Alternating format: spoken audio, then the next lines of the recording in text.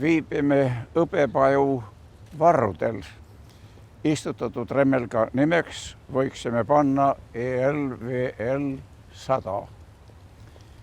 Täpselt 100 aastat tagasi, 19. septembril toimus Tallinnas Eesti Linnade Liidu asutamiskoosolek. Selle organisatsiooni tegevus likvideeriti 17. augustil 1940. aastal ja me taastasime selle 1990. aastal.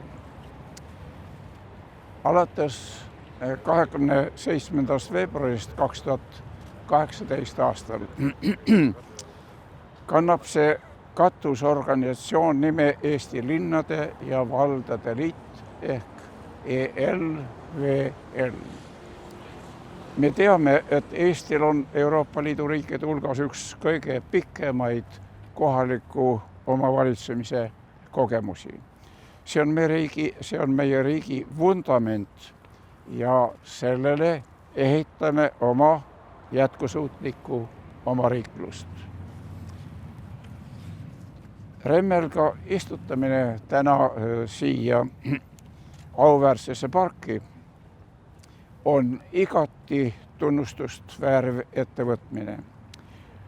Nimetatud puuliigil on kindel koht meie pargi kultuuris ja tema pikaealisus viitab selgelt sellele, et kohaliku omavalitsuse kindlale vundamendile toetudes saame ehitada jätkusuutlikku ja iseseisvat Eestit. Tänan tähelepanu eest.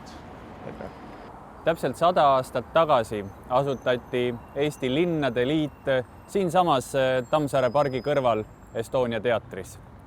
Tähistamaks seda väärikat sünnipäeva ja verstaposti Eesti omavalitsuste ajaloos saab täna istutatud siia Tammsaare parki üks hõberemmelgas.